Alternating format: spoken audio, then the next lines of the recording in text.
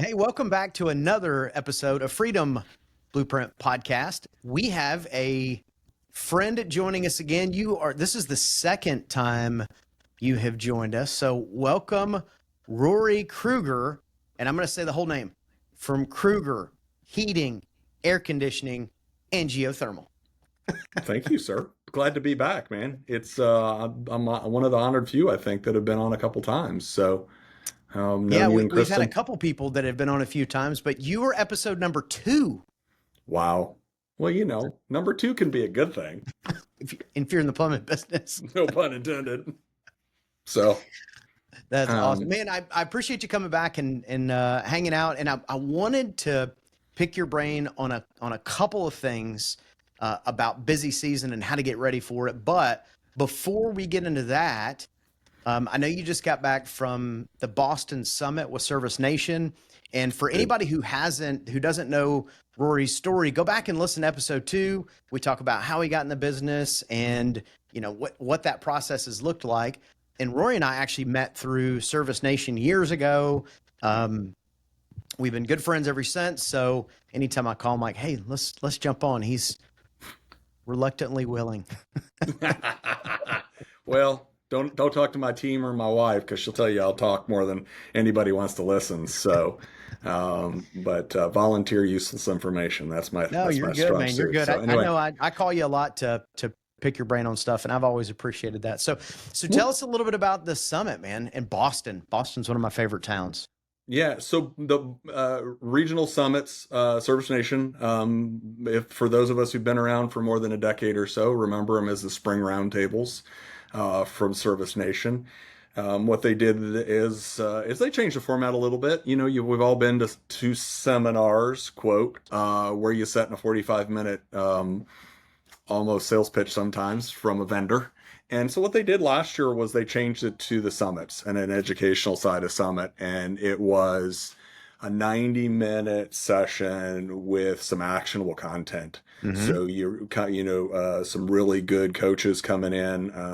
In this case, they're using Service Nation Premier coaches to be able to go on and put in an actionable thing. So when you walk out of the room, if you actually accomplished a task. One of the ones we did was with the infamous Jen Shu, who is a powerhouse in the industry, and she was developing SOPs. Hers one was around yard sign marketing, which is a really good, low cost, high visual awareness for a smaller contractor to be able to gain a lot of visual impact at a low investment. But she wrote it all out and said, this is how you're going to do this process.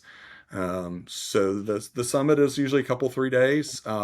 Usually pick awesome locations. This year it was in Boston. Never been to Boston. I had actually reached out to Justin to ask you, hey, we're going to Boston. What do we need to do? Man, it's so much stuff. I never thought I'd want to get back on a plane for 4.5 or 5 hours, but we've already said we need to go back Yeah. because there's just so much to see and do in cultural history. And for me, as an avid runner, I was there like literally the week before the Boston Marathon. That was yesterday on the 21st. So it was cool to see all that getting set up and in that. So anyway, Did you get to run the Freedom Trail or even walk the Freedom Trail? we walked part of it. Side note is the Freedom Trail is not in Google Maps nor in Apple Maps. So there is no way to do a self-guided walking tour. There are a host of tour companies. While we were in Boston, we experienced rain. We experienced gusts in the 30-mile-an-hour range and temperatures in the 30s. None of which are real conducive to, let's go for a scenic walk, Let's go right? walk outside. Let's go walk outside. We did do a bus tour, Those are and all that like kind the of hop on and off ones. the hop on and off Yeah. trolleys, which is informational. We did set out on our own one day to try and do the Freedom Trail, and again finding no great self-guided tours, but we did see some of the highlights, and that was good. I'm a kid from the 70s and 80s, date myself here. We did get to stop by the historic Cheers bar. So Yeah. that's kind of cool.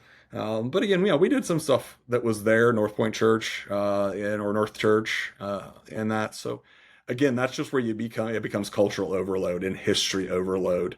I think we could, typically when my wife is at day 6 or night 6 on a trip like this, she's already been ready to get home for 2 days, and she was ready to literally stay for the weekend. That's just how much Nice. culture there was there. So again, really good event.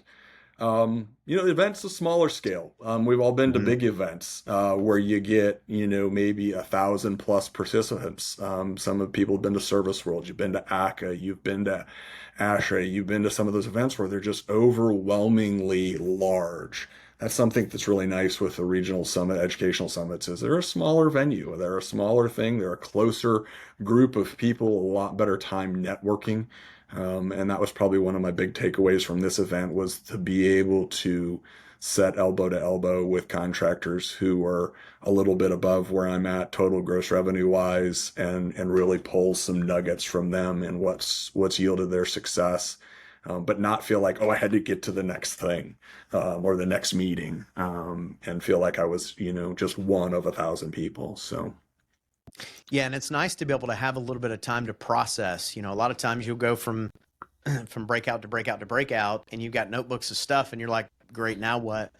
In those 90 minutes, in those longer sessions, what's nice is you have time to really kind of think and, okay, so how do I implement? And it sounds like Jen did a really good job of a deliverable of take this thing and go implement it. Like, here's the thing, go implement it. So that's fantastic. yeah, and she even gave us the worksheets. I mean, and said, here's the worksheets. You work through them in class in the room, and then it's here. Here's all my contact information. Shoot me an email. I'll email you this document so you can continue on with a livable document. Because I'm not saying nothing I'm saying is new. Everything I'm saying or repeating is I'm repeating it because somebody else has probably said it before I've said it. And that's the big thing with conferences and trade shows is we have great after hours events, we do all this stuff, we rub elbows with all the buddies we see twice a year, and then we go back and we do what? It all goes on a shelf and we run our business, and it's implementation. And I think the famous Lou Hobeika said less than 1% of stuff gathered at conferences and trade shows ever really actually gets implemented. If it did, we'd all exited, within the last 24 months, because we'd all had stupid, mid 8-figure businesses and 7-figure, 8-figure payouts. So, but anyway, so yeah, Very it was cool. a good event. Really, and again, whether it's the summits, whether it's a Service Nation event, whether it's ACA, no matter what event it is, do your research and ask your friends. What events have you gone to? What have you gotten out of it? But that would be, one of my first nuggets to you, to your audience is pick an event. Doesn't have to be far away, and go Hmm. and elbow and be social. Introduce yourself. Take a fistful of business cards. Write your personal cell phone number on them down. Ask people to call you for help, because you might be able to help somebody who's just got a question. As simple as it might seem, or as silly as it might seem, that's one of the best ways I've ever learned is by process of R&D or osmosis, and I mean R&D, rob and duplicate. So anyway, Repurpose. I love it. it's all been done. That's the funny thing. It's Yeah, can't build the yet. technology of the how a lot of times can make a little bit of a shift. But I know, like for me, a lot of times I talk about leadership, and some of the best leadership books that I love reading are 100 years old. And it's because the principles haven't changed. Now, the widgets and how you do it and the technology obviously is changed, but from the human perspective, a lot of that stuff it's just the same and Yeah, it hasn't changed. Rockefeller So, Rockefeller habits, Think and Grow Rich. hmm There's so many that are 100 years old. They hmm haven't changed. I'm guilty. I'm probably as guilty as you could possibly imagine in being the typical visionary. Most HVAC, plumbing, tradespeople, technician types are visionaries. They see the great stuff, right? And they can run through how to run a service call and everything else. They're just not implementers. I don't know that I've ever met, maybe you have, I don't know that I've ever met somebody who is a visionary and a phenomenal implementer. They're one and maybe some of the other, or just one. For, hmm for me, I'm a phenomenal visionary. But that was one of my takeaways coming back from this event specifically. And my team was immediately shocked yesterday when I went, I need you to handle that task. And they're, well, wait a minute, that's something you've normally done, Rory, or you've wanted to do. And I said, yeah, and I historically have failed at it. because I try and put it on my desk, but that's an action of our customer satisfaction delivery system. And I'm trying to be involved in that. And the net result is our customers aren't getting satisfactory service because I'm trying to be in the middle of it, and it's just not happening. So Yeah. I needed to sidestep that. You did that at Paradise. Is you got to put managers in place, you got to put team leads in place, and then let go. Give them the SOP, and make sure it happens. There's a chicken sandwich restaurant. I'm drawing a blank on the name of. Oh, Chick-fil-A. Chick-fil-A? That's yeah. Clearly, you're not That from the South, sir. Yeah, that's it. I'm not drawing a blank. I'm pulling your leg. It's a process, right? Right? It's a process. And I ask the people the question, have you ever had bad service at Chick-fil-A? Have you ever had a product that's not consistent at Chick-fil-A? Guess what? It was probably delivered by an 18-year-old young adult. They didn't go to college or school, and nothing against secondary education. They didn't do any of that. They were given a system and process that Dan Cathy put together and said, here you go. This is it.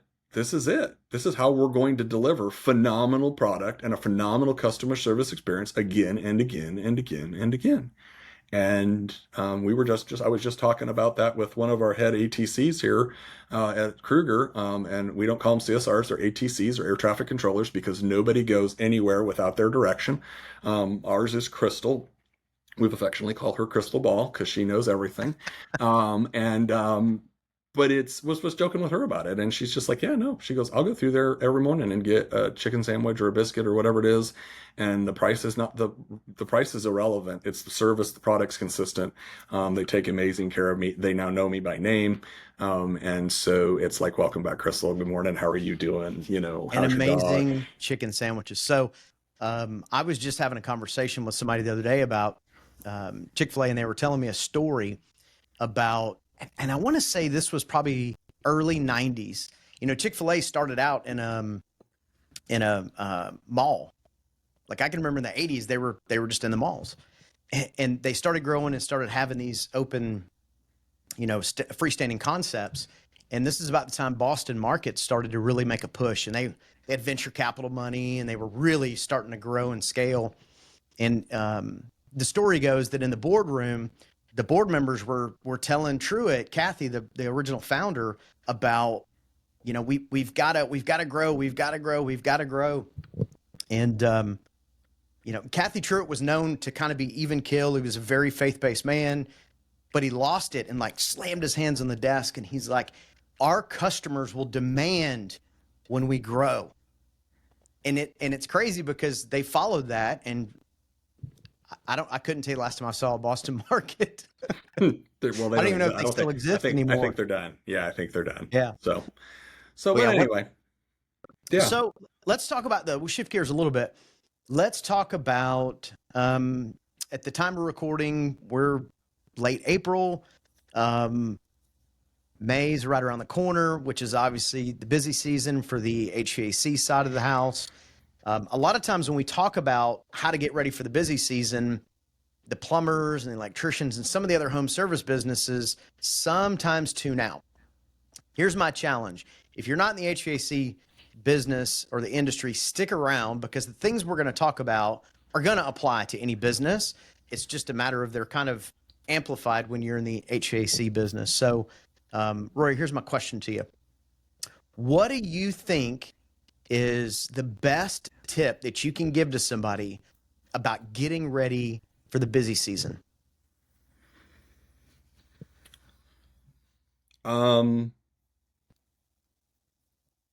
Good friend of mine, lost him a couple years ago. A lot of good conversations with him. Wrote a phenomenal book called HVAC Spells Wealth, and that man was Mr. Ron Smith. The beginning of the book, Justin said, start with the way you answer the phone. Because nothing happens in a service-based business until the phone rings. And we unfortunately so often don't have that process down amazingly well. What is your customer intake delivery system like? What is the intake of information that you need to provide over-the-top service to your customer? Right? Name, address, telephone number. Those are all the basics, but do we have a form that I can hand, oh, that 18-year-old person, again, think back what we were just discussing. Do I have a system that I can hand somebody who knows nothing about our industry, nothing about customer service, and go, here's a system that if you do this, step 1, step 2, step 3, step 4, step 5, that you will have assured that customer that you're going to take care of them, or that the company is going to take care of them, that you showed them empathy and sympathy, that you've related to, not that I understand, but I can relate to their issue or problem, and we're going to take care of them. But we don't have that. We just put somebody on the phone and it's, hey, thanks for calling ABC Plumbing. Yeah, okay, yeah, not a problem. Hold on a minute. I'll call you back. We love that one, right? Let's develop that standard operating procedure on how we answer the phone. And I would bet Justin that most of the grown men in our industry who've been at it more than a year or two probably get all gruff and pushbacky on that. I don't need to do that. And they'd probably say this, that's the girls up front. Well, I'm going to let the girls up front take care of that. Right? Well, how many times have you called somebody yourself and asked for, you needed good customer service and you're disappointed? You call, you ask for an appointment, an estimate. I have one of those going on right now in my life, per se, actually, is I called our tree company who's taking care of our trees and stuff in our house. We live in a city that has lots of trees, lots of old growth stuff. And I called, I had a concern. What did I do yesterday? I called them and I got a voicemail. I didn't get a live person on the end of the phone. I haven't gotten a phone call back, and it's been 24 hours. Now, have we had severe storms in Southwest Missouri? Absolutely. But I'm already in that mindset of going, wow, a voicemail? In the day and age of answering services, I know people think those are old school. Oh, wait a minute. I was just at a summit. There are multiple AI operated customer service agents, some of which are super hard to distinguish on whether or not they're AI, and a relatively low investment. So again, it all goes back to how are you dealing with your phones? What is your call intake process like? And do those people feel like they're one of one? They're your only concern for the entire day. There's nothing else going on. And then the second step to that is how are we triaging those calls?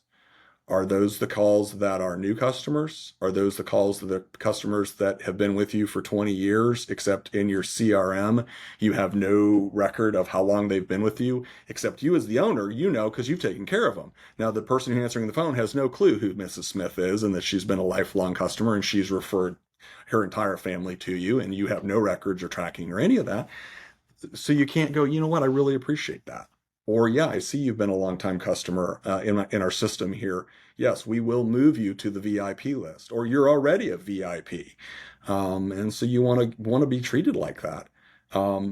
We've all had those experiences that have made us feel special, whether it be airline check-in, whether it be a hotel you've been to more than once, whether it's a restaurant you favor. I mean, I know everybody's been to a restaurant where they know you.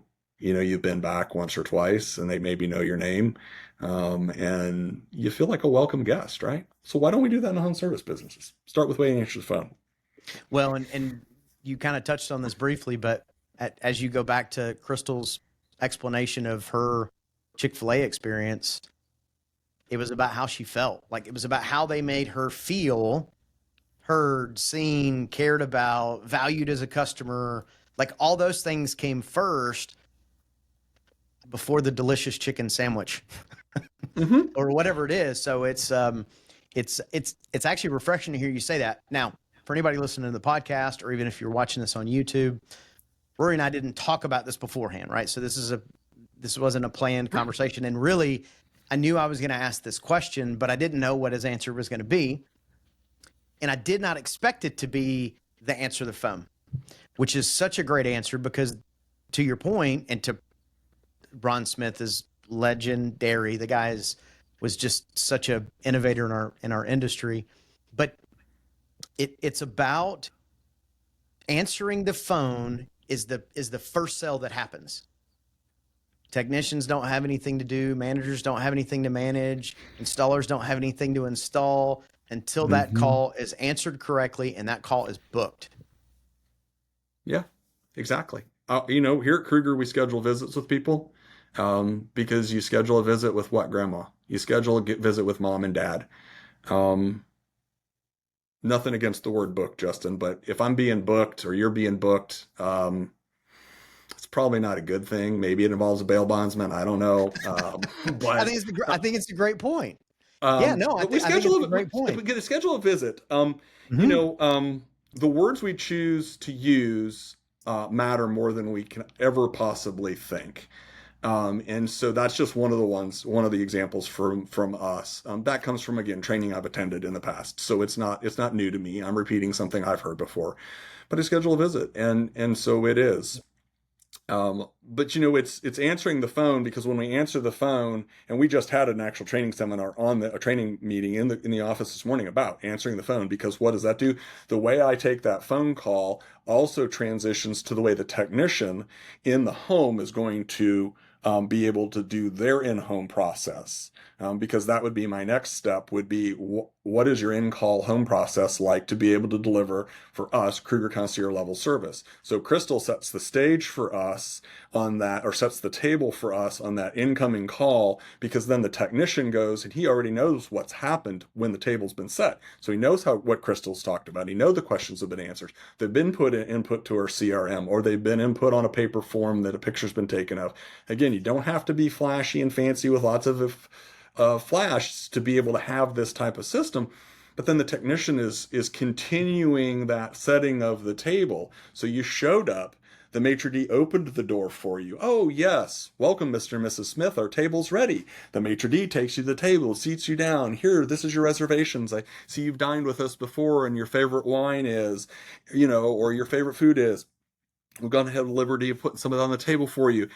But that all flows to providing that exceptional experience, because you have to remember, and people forget, that when a customer calls, two things are going on, right? And we focus on one of them historically, and we focus on it really, really badly. And that is, we have a broken something. We have a clogged drain. We have an air conditioner that's not working. We have a furnace that's not working. We have a GSI that's tripping all the time in the kitchen. We have something that's broken, and we go to fixing the problem. Now, as visionaries and as technicians, that's part of our DNA. I love disc profiles. If you take a disc profile, you'll see that exact thing in your disc profile, which is, I'm going to fix it. I'm going to fix the thing, the inanimate object. What we teach here at Krueger and have trained on indefinitely has been, or continuously is, we also have a broken homeowner. Because the homeowner woke up this morning to a kitchen sink that was stopped up and the garbage disposal wasn't working. They weren't expecting that. They didn't. Mrs. Smith did not wake up going, I want to fix my garbage disposal today, or I want my air conditioner to burst into flames, or been saving up for it either. No, exactly. And that's just it. Yeah. So there's no financial preparedness in this. I know they statistically say that everybody's one or two paychecks away from being physically broke. And maybe not homeless, as some people would say, but broke. And so what we coach on is, or train on is, you have two things happen. We have a broken homeowner. That's our important person, because the broken thing is an inanimate object. Mm-hmm. It has no feelings. It does not care. We need to do mechanical thingies to be able to make it operational again, or replace it, or whatever that is. But I got to take care of the homeowner first. And when the homeowner goes, wow, I just had pressure relieved off you. For those of you who had the unfortunate times of going into emergency rooms in trauma, or having an ambulance show up at a home, that person that greeted you or took care of you, we got you taken care of. We got you, it's okay, calm down. We're going to take care of you. We'll get you assessed. They're there to calm and soothe and warm through you. But we've all been to that medical place where the bedside manner wasn't warm and fuzzy, and it's just kind of like, man, this is really uncomfortable. I don't feel like I'm being heard. I don't feel like I'm being listened to. I don't feel like my concerns are being listened to. So it's so, as opposed to it being a presentation, it needs to be a conversation. So hold a conversation with your homeowner. You've already scheduled the visit. Why not hold a conversation? So I want to back up just a hair. For anybody listening, that was all great information. But I think a lot of times people go, I just don't have time for that. I don't have time for it. So here's what I want to go back to. The phone call happens, it gets answered, and really the CSR, really what you're talking about is setting the stage for the technician to be able to better serve the customer when they show up. So it's not like, oh, why am I here again? And they're repeating the same thing they told the CSR. Now, here's my question. Based on what you said versus traditionally how the phone is answered, hey, thanks for calling ABC HVAC. How can I help you? Sure. Yeah, 2 weeks we can get out there. Like, how much more time does it take your team to give that support, care, compassion than it does the other? Crystal can go through her incoming call process in less than 90 seconds.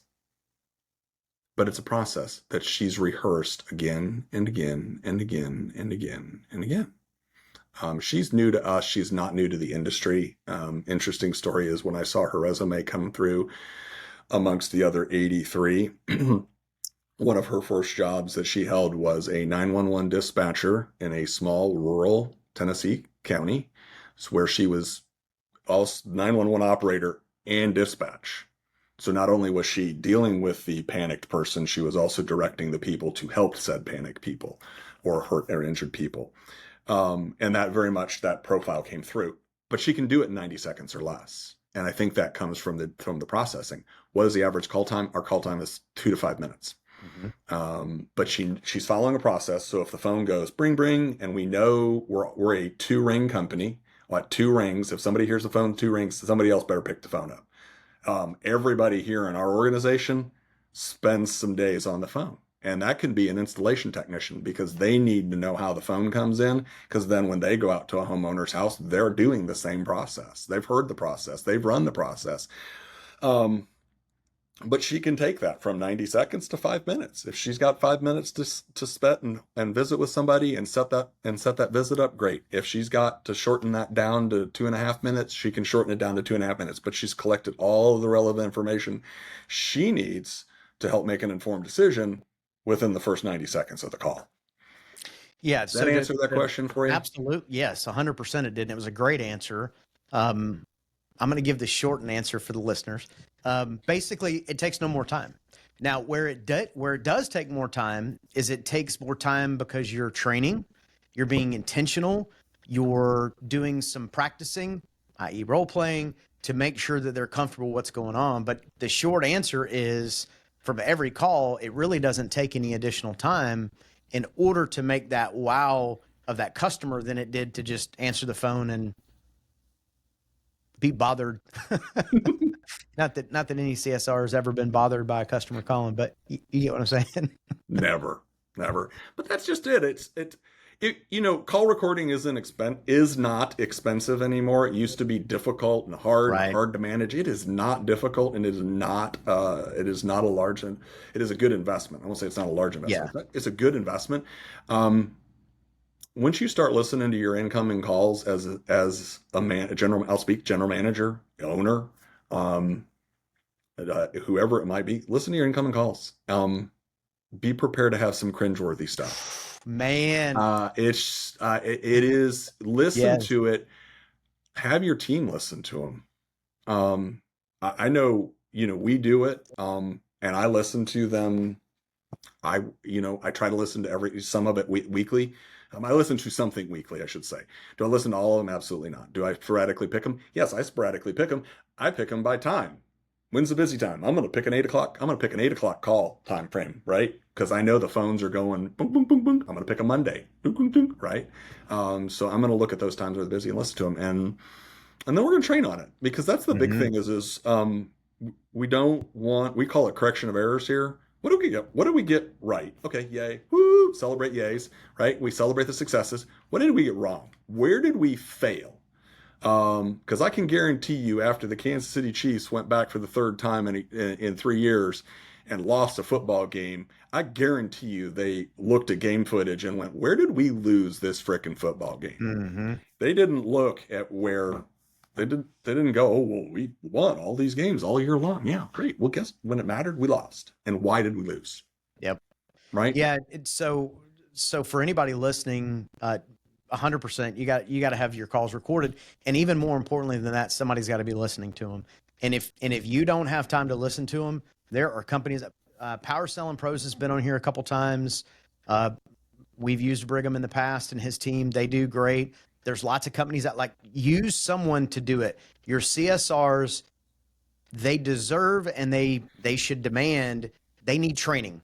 They need training just like technicians. And so many business owners focus on the technician side of it and not the CSR side of it. And man, nothing happens until that phone is answered and that call is booked.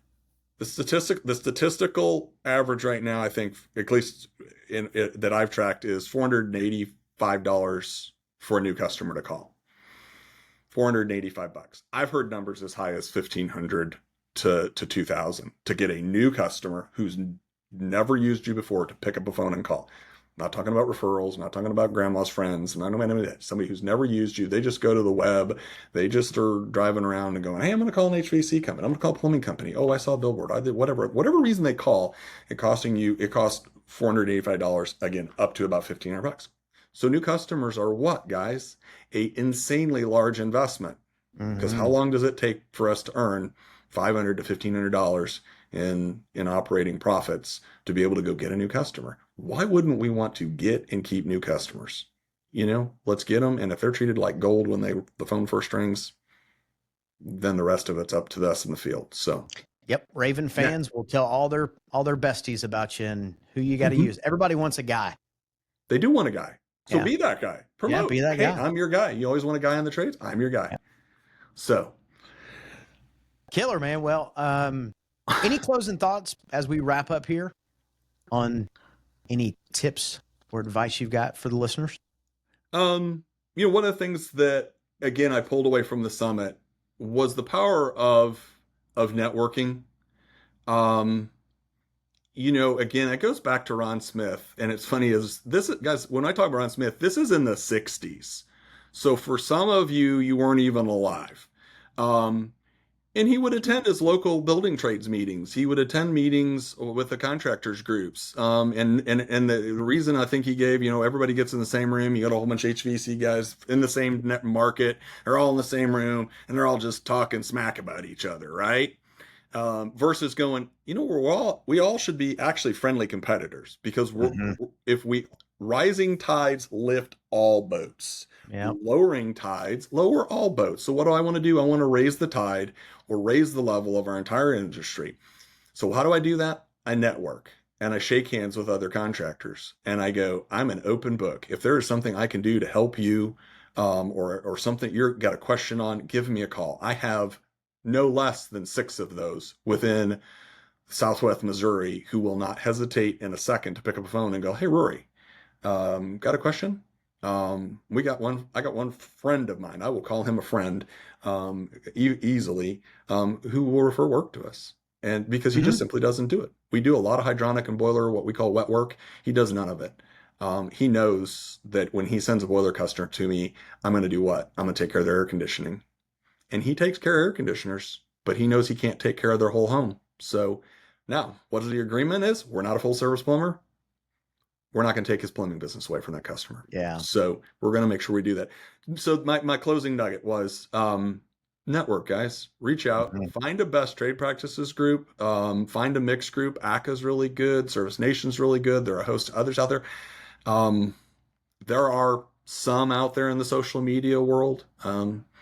So reach out. Obviously, there's the 2 of us. I'm not hard to find. Justin's not hard to find.